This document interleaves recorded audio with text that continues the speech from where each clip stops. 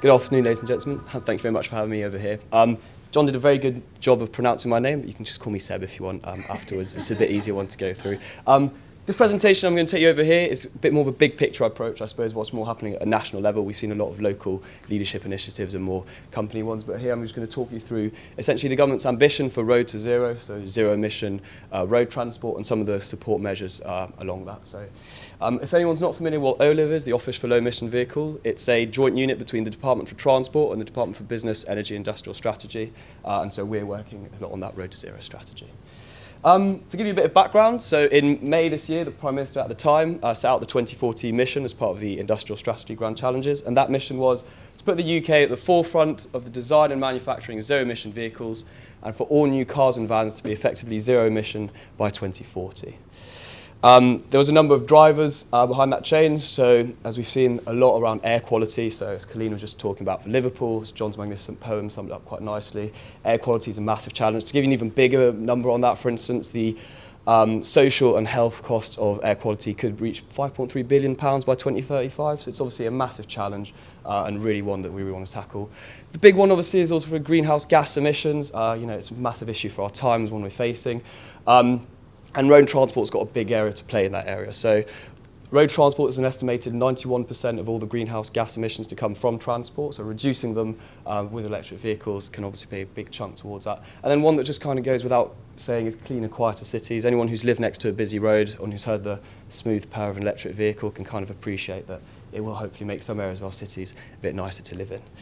It's not going to say that this doesn't come with a bit of an opportunity as well at economic level. The global market for low-emission vehicles by 2030 is predicted to hit between £1 and £2 trillion per year. So that's obviously a massive economic opportunity, and getting a slice on that's got the opportunity to increase jobs, investments at a much wider level.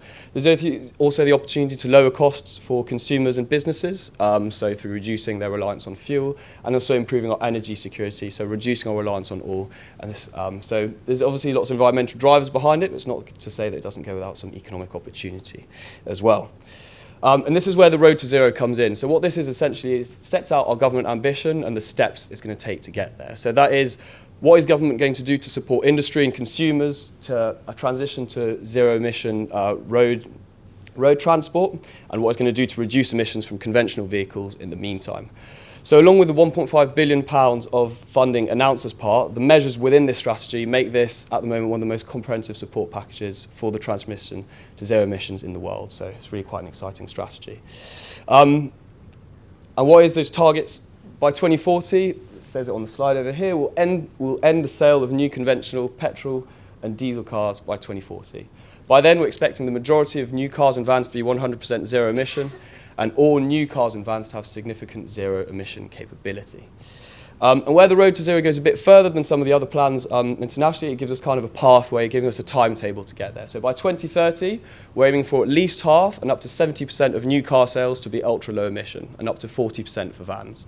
If we come to the other side of the slide over here, we're closer to 2020 now, we're expecting consumer incentives to remain important in some form up to the mid-2020s, which is when we're expecting electric vehicles to hit price parity with conventional vehicles. So there's going to need some level of government support and incentives up to that level. And in 2025, the plan at the moment is to have a progress review to see how we're going against those targets and see if any government intervention is needed in those areas that are perhaps lacking.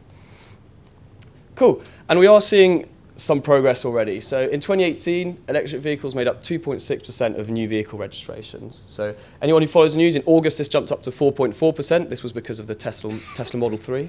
So congratulations, Guy, on getting one of those. So that's what. But it is growing popularity, and there is growing, and we're seeing more of them. We're seeing more taxis on the streets, for instance, so over 2,500. And obviously, infrastructure is a massive part of this. As we've said, we want to be able to. People, if they need the vehicles, they're going to need something to charge it with. So we're over 22,500 public charge points now in the UK, and there's 2,200 rapids as part of that. It's making it one of Europe's largest rapid charging networks at the moment. The electrical vehicle home charge scheme, so that's £500 towards the installation of a charging socket in homes that do have off-street parking, has helped support the installation of over 75,000 domestic charge points to date. And obviously, as we've seen in previous presentations, we appreciate that not everyone does have off-street parking. So for that, we've got the on-street residential charge point scheme, which I run myself. So if anyone's interested in that, come and grab me afterwards. Quick plug. But What we've got to date is, there's actually over 51 councils now that have applied for funding in the 2 years since the scheme started. And it covers some of the cost towards installing public on-street charging for those who don't have off-street charging. Now, I know, looking at these numbers, that they still seem quite small. There's obviously so much to go still. There's a lot of work to be done, and there's still so much of the journey to go. But the transition is happening, and we've seen everyone in this room kind of working towards that. And that transition is going on.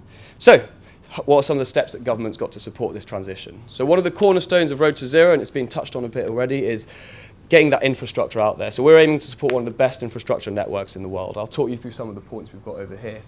We've recently just finished consulting on all newly built homes in England to have a charge point in their driveway. So that's all newly built homes which do have off-street parking to have a driveway in there. So as you can imagine, that would have the potential to massively expand the amount of charge points out there in the UK.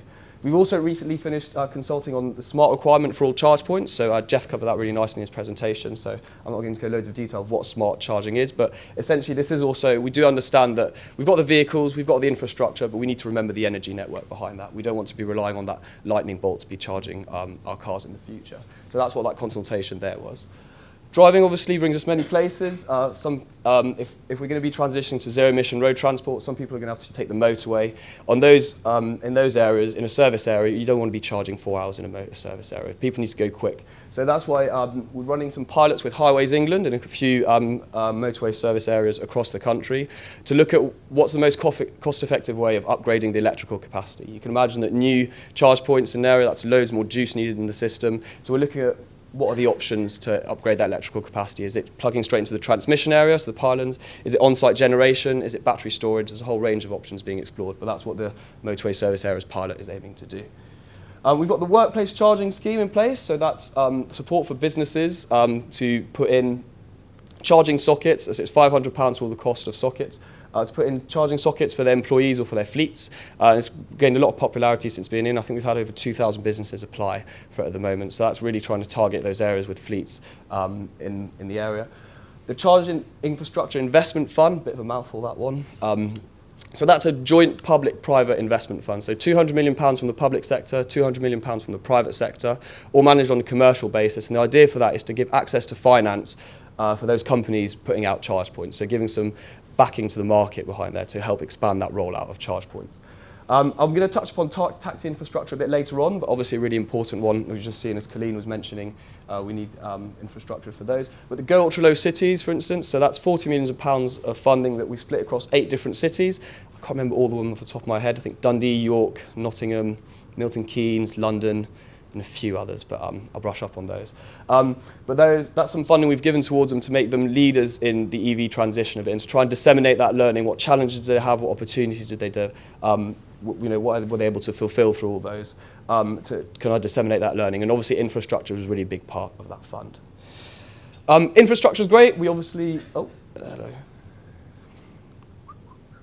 Infrastructure is great. We obviously realise that we need to get some more vehicles on the road. So there's also some measures to increase the uptake of ultra-low emission vehicles. There's a range of grants. So for cars, you can currently apply for up to £3,500 towards the cost of a new electric vehicles. For vans, it's up to £8,000 or up to £200,000 off the first 200 orders of light vans, I believe.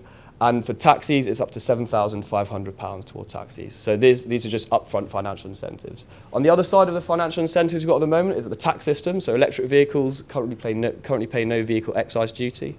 Another side of that is for anyone with company cars, for instance, it gets interesting. Is from April this year, benefit in kind on electric vehicles goes to 0%. And it's going to go up to 1% and 2% in the 2 years following that. So that's kind of the other side of the coin when it comes to financial incentives.